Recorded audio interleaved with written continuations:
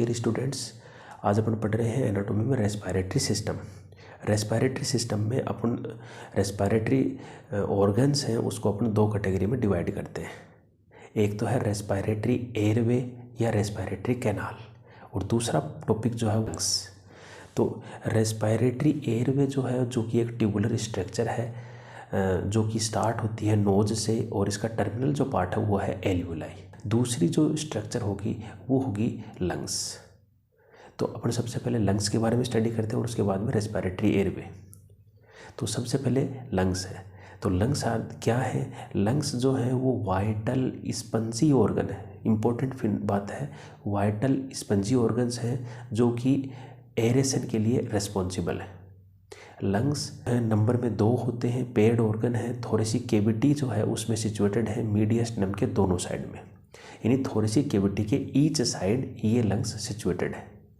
यहाँ पर दोनों लंग्स के बीच में जो थोरेसिक कैविटी का पार्ट है उसे मीडियस्टम बोलते हैं।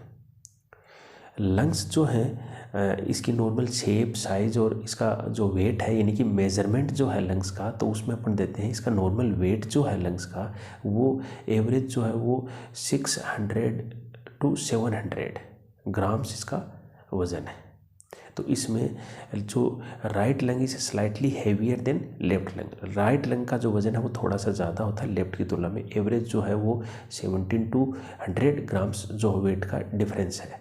यहाँ पर अपन 700 ग्राम्स यदि राइट लंग का लेते हैं तो लेफ्ट लंग का जो है वो अप्रोक्सीमेट 600 ग्राम्स है एडल्ट पर्सन में।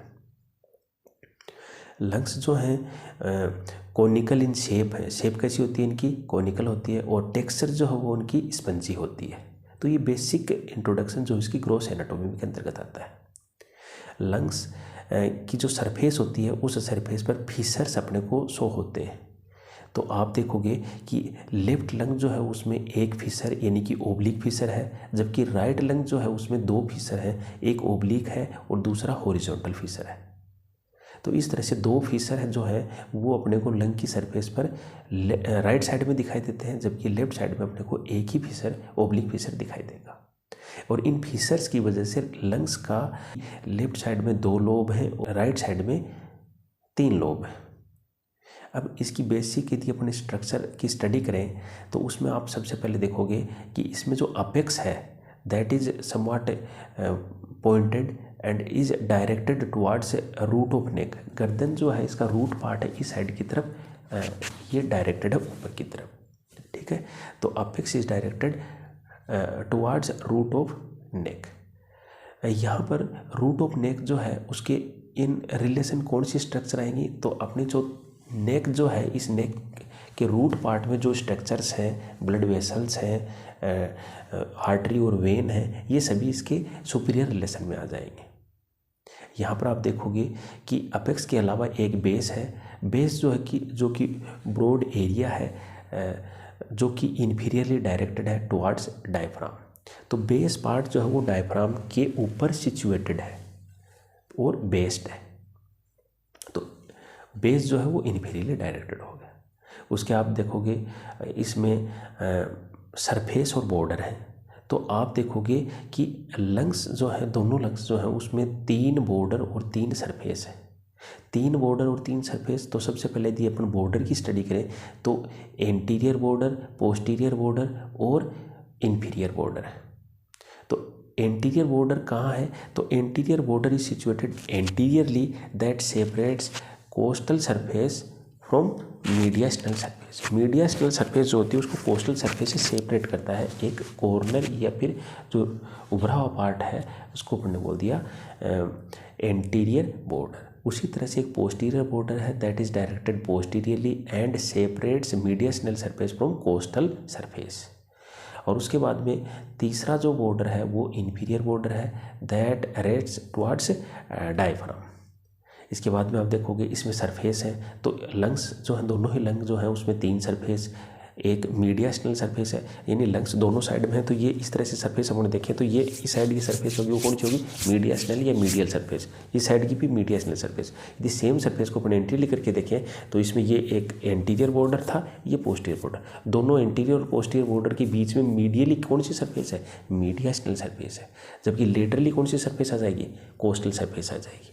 ठीक है, तो इस तरह से देखोगे पहली सरफेस मीडियास्टिनल सरफेस आ गई, दूसरी सरफेस जो है वो कोस्टल सरफेस आ गई, और तीसरी सरफेस जो कि इन्फीरियर साइड में है वो आ गई। इस तरह से 3 सरफेस हो गए।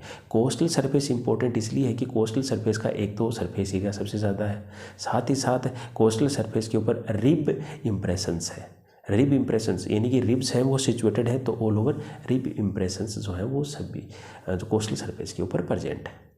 यहाँ पर आप देखोगे कि मीडियास्टिनल सरफेस और मीडियल सरफेस है वो इसलिए भी इम्पोर्टेंट हो जाती है कि वहाँ पर एक स्पेसिफिक स्ट्रक्चर है जो कि डिप्रेस्ड है, जिसको अपन बोलते हैं root of lung. Root of lungs जो है वो एक डिप्रेस्ड एरिया है मीडियास्टिनल सरफेस पर। मीडियास्टिनल सरफेस जो होती है उसके ऊपर एक डिप्रेस्ड एरिया है, और इस depressed area root of lung जो है जिसे अपन रूट ऑफ लंग कहते हैं। रूट ऑफ लंग जो है वो मीडियास्टिनल सरफेस के मिड रीजन में प्रेजेंट होती है, दोनों ही लंग्स में सिचुएटेड है। कोनिकल डिप्रेस्ड एरिया है जिसमें अपेक्स डाउनवर्ड होती है और बेस अपवर्ड होता है। दोनों ही जो रूट ऑफ लंग है उनमें क्या सिचुएटेड है, तो उसमें एक तो मेनली प्रिंसिपल ब्रोंकस तो है ही है दोनों साइड में, यानी रेस्पिरेटरी एयरवे जो एंटर करता है लंग्स में तो वो ब्रोंकस पार्ट है वो सिचुएटेड है।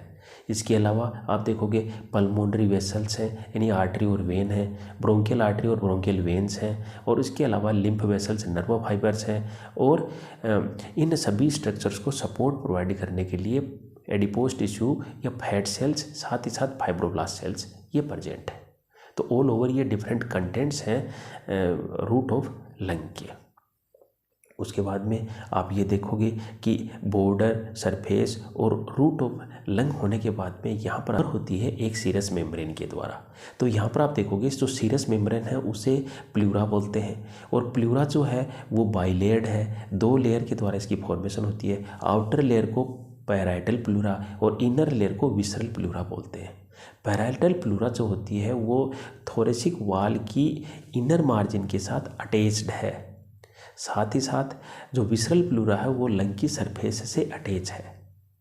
दोनों ही सरफेस के बीच में स्पेस है जिसे प्लूरल स्पेस बोलते हैं, और प्लूरल स्पेस जो है उसमें प्लूरल फ्लूइड प्रेजेंट होता है। प्लूरल फ्लूइड जो है वो वाटरी फ्लूइड है जो कि एक सरफेस टेंशन प्रोवाइड करता है, फ्रिक्शनल डैमेज से प्रोटेक्ट करता है। न्यूट्रिटिव कंटेंट इसमें प्रेजेंट होते हैं जो कि पैराइटल प्लूरा को न्यूट्रिशन सप्लाई करते हैं। इसमें फेगोसाइटिक सेल्स हैं जो कि फेगोसाइटोसिस करती हैं जब कोई बैक्टीरिया वगैरह इसमें एंटर कर जाता है। साथ ही साथ दोनों ही लेयर जो हैं वो मीजोथीलियल सेल्स के द्वारा आवृत होती हैं, और मीजोथीलियल सेल से कंटिन्यूसली वाटरी फ्लूइड यानी कि प्लूरल फ्लूइड की फॉर्मेशन होती है। कुछ क्लिनिकल कंडीशंस हैं जिसमें इस फ्लूइड का लेवल बढ़ जाता है, तो उस कंडीशन को प्लूरल एफ्यूजन बोलते हैं। प्लूरल एफ्यूजन की कंडीशन में, प्लूरल एफ्यूजन में जो फ्लूइड होता है उसकी कंपोजिशन कैसी है, कैसा वो फ्लूइड है, उसके आधार पर उसका अलग अलग नाम दिया गया है, जिसमें हीमोथोरेक्स, हाइड्रोथोरेक्स, पायोथोरेक्स और इवन न्यूमोथोरेक्स, एयर बबल्स यदि प्रेजेंट हो तो न्यूमोथोरेक्स है। तो ये डिफरेंट कंडीशंस हैं, क्लिनिकल कंडीशंस हैं जो कि अपन प्लूरा के रेफरेंस में लेते हैं। प्लूराइटिस एक ऐसी कंडीशन है जिसमें प्लूरा में इन्फ्लामेटरी चेंजेस आने लग जाते हैं किसी भी बैक्टीरियल या माइक्रोब के इन्फेक्शन की वजह से।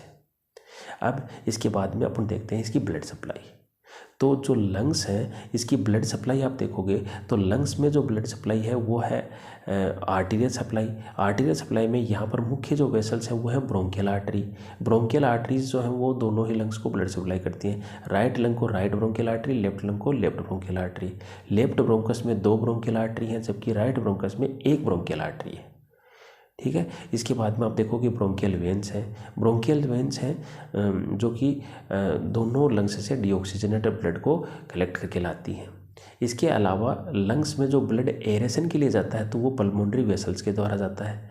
पल्मोनरी वेसल्स में आप देखोगे पल्मोनरी आर्टरीज हैं जो कि डीऑक्सीजनेटेड ब्लड को पल्मोनरी ट्रंक या फिर अपन कहें राइट एट्रियम है वहाँ से जो ब्लड को लेके जा रही हैं, किसमें, दोनों लंग्स में।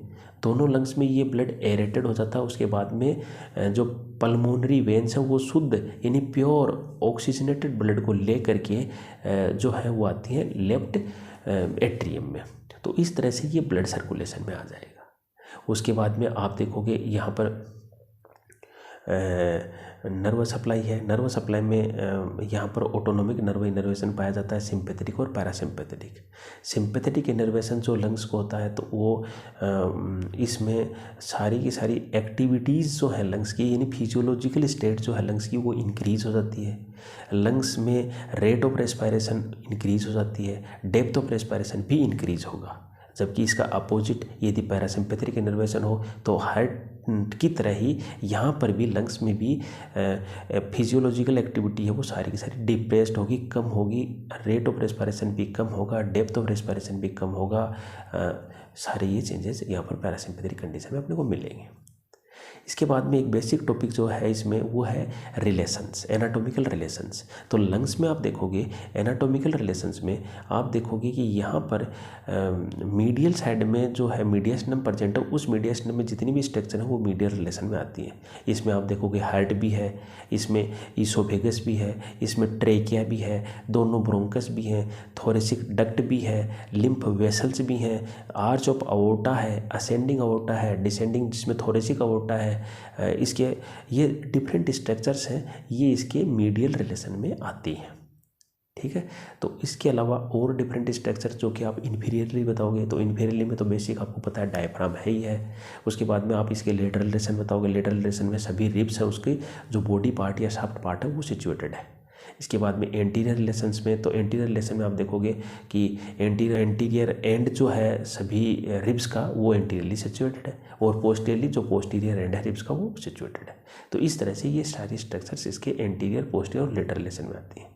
लेटरल रिलेशन में जो इंटरकोस्टल स्पेस होता है उस इंटरकोस्टल स्पेस में पाई जाने वाली जो मसल्स हैं वो इसके रिलेशन में होंगी। तो ऑल ओवर इंटरकोस्टल मसल्स जो है वो भी इसके लेटरली रिलेटेड प्रेजेंट है। जो इंटरकोस्टल स्पेस में तो ऑल ओवर रिब्स का जो कोस्टल जो सरफेस उसके इन रिलेशन प्रेजेंट होंगी। जो लंग्स हैं उसकी यदि अपनी स्टडी करें माइक्रोस्कोपिकली तो आप देखोगे लंग्स में जो पेरेन्काइमा है उस पेरेन्काइमा को डिफरेंट ब्रोंकरी सेगमेंट में डिवाइड किया गया है। ब्रोंकोपल्मोनरी सेगमेंट जो होते हैं वो राइट और लेफ्ट दोनों लंग में ही 10 इनकी संख्या यानी 10 इनकी संख्या होती है। 10 bronchopulmonary segment is present in left side and 10 bronchopulmonary segment is present in right side. दोनों साइड में 10 प्रेजेंट है। इसके बाद में आप देखोगे प्रत्येक ब्रोंकोपल्मोनरी सेगमेंट है उसको टर्शियरी ब्रोंकस जो है वो सप्लाई करता है। टर्शियरी ब्रोंकस जो है उससे से डिस्टल जो पार्ट है लंग्स के पेरेन्काइमा का वो ब्रोंकोपल्मोनरी सेगमेंट कहलाता है। ब्रोंकोपल्मोनरी सेगमेंट जो है वो कोनिकल इन शेप होता है, ट्रायंगुलर और कोनिकल इन शेप। अपेक्स जो है वो रूट ऑफ लंग की तरफ डायरेक्टेड है। ठीक है, तो ये मोस्टली एक्सेप्टेड जो है ब्रोंकोपल्मोनरी सेगमेंट उनकी संख्या काउंट जो है वो 10 दोनों साइड में पाई जाती है। इसके बाद में जो बातें रेस्पिरेटरी एयरवे में आएंगी वो मैं आपको एक अलग वीडियो में समझाऊंगा। रेस्पिरेटरी एयरवे में नोज से लेकर के जो एल्वियोलाई है, लंग एल्वियोलाई, वहाँ तक पूरी स्ट्रक्चर को एक अनइंटरप्टेड वीडियो में आपको कंप्लीट समझा दूंगा हिंदी में, तो आपको पढ़ लेनी है। ठीक है, दैट्स ऑल।